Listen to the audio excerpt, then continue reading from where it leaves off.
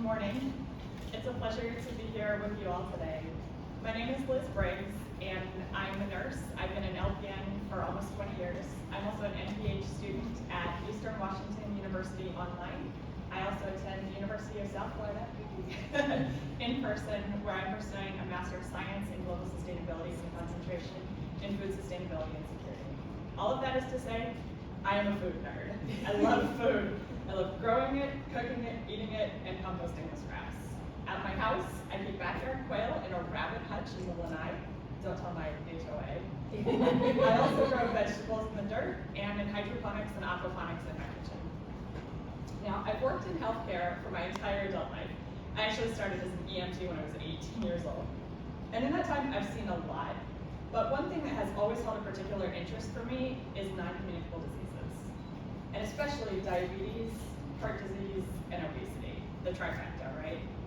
And also, as a mom, and as a person who's lived with a low income, I've become very aware of the struggle in this country to balance the personal nexus of health, nutrition, and finances. These things are all connected, we know that. Healthy eating leads to good overall health, whereas being unhealthy is expensive. So that's been the focus of my research. How do we help people achieve good health and financial stability using low-priced whole foods?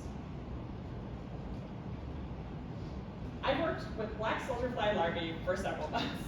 They are a powerhouse detritivore. They want to eat your compost.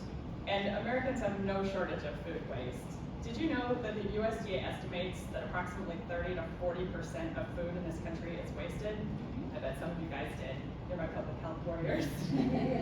One approach for dealing with this enormous problem of food waste is using black soldier fly larvae to chomp it down. The resulting products are fat little larva dudes and frass, which is their poop. The larvae are an edible protein source which can be fed to backyard poultry or aquaponic tilapia or people. And the frass is a nutrient-rich fertilizer which, I am asserting, can be turned into a nutrient solution for feeding hydroponic vegetables. This is being tested. Now, this is where I was in my research when I attended a lecture on wastewater treatment in Tampa Bay and heard again the perennial story of overflowing sewage resulting in red tide, which, as many of you probably know, is an enormous algae bloom. Now wait a minute. Algae thrives when you feed it wastewater? That gives me an idea. So I designed this experiment where I'm feeding frass to spirulina, which is an edible blue-green algae. The algae is edible for people, and also, like the larvae, can be fed to backyard poultry or aquaculture.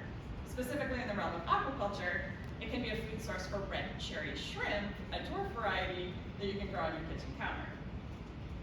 So here's the setup.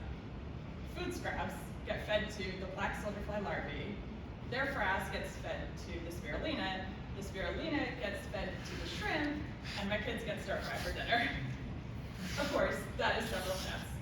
Step one is convincing the spirulina to grow with a frass-based nutrient solution, and that's what I'm working on right now. There are 2 tanks currently going, and the control is doing substantially better than the experimental, but I'm not discouraged. If it takes a significant volume of the frass to make this work, that's still fine. The larvae are happy to eat and poop in not insignificant quantities. And the process is worth it, because the end result is an array of high-quality protein foods produced nearly for free. So what's the takeaway? Closed-loop agriculture makes sense. We want our farmers to be using organic inputs to create high-quality outputs, and in the process, to remediate our damaged soil. We know that. And home-scale agriculture makes sense. Having a fruit tree in your yard and a victory garden full of carrots and tomatoes gives people not just food security, but food sovereignty, control over what goes into their bodies, and the ability to eat as hyper-local as possible. Closed-loop, home-scale agriculture is the dream. What if we could teach people to turn their trash into edible and even palatable protein sources? What if the nutrition provided by this food could reduce the incidence of chronic non-communicable diseases? What if the savings from not spending money treating chronic disease or missing work because of it allowed people to have a significantly improved quality of life? This isn't just a dream, it's attainable, and it starts with food. Thank you.